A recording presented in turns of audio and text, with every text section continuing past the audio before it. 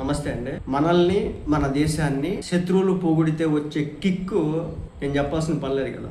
India Pakistan match జరిగితే కేవలం match గెలిస్తేనే అంత కిక్ వస్తుంది మనకి. అలాంటిది శత్రు దేశానికి సంబంధించిన పెట్రోలియం మినిస్టర్ మన దేశానికి సంబంధించి, మన దేశ ఆర్థిక వ్యవస్థకి సంబంధించి, చమురు నిల్వలకి సంబంధించి, IMF సాయం లేకుండా ఈరోజు భారత్ నిలబడుతున్నటువంటి తీరుకి సంబంధించి ప్రశంసలు గుప్పించినాడు.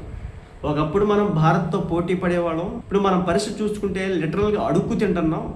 IMF ఫండ్ ఇవ్వకపోతే కనుక మన బతుకు కుక్కల చించినటువంటి ఇస్తరే అనేది వీడి యొక్క మాట అనమాట. ముఖ్యంగా భారతదేశం యొక్క ఆర్థిక ప్రణాళిక గురించి వీడు మాట్లాడుతా, భారత్ ఒక బాధ్యతాయుతమైనటువంటి ఆర్థిక శక్తిగా ఎదుగుతుంటే పాకిస్తాన్ అప్పుల ఊబిలో చిక్కుకుపోయింది, తమ దేశం భారత్ను చూసి పాఠాలు నేర్చుకోవాలని చెప్పేసి ఈ వ్యక్తి మాట్లాడడం అయితే జరుగుతుంది. ఇది భారత్. స్వాతంత్ర్యం వచ్చిన తర్వాత దగ్గర నుంచి మనం అన్నీ చాలా అడ్డుపట్లు పడ్డాం, చాలా ఎదురు దెబ్బలు తిన్నాం, అష్ట కష్టాలు అనుభవించినాం, ఈ రోజుకి పడుతున్నాం. కానీ దేహి అని చెప్పేసి ఒకరి దగ్గర చేయి చాచి బతకట్లేదు. అది భారతదేశం యొక్క గొప్పతనం. జై హో భారత్.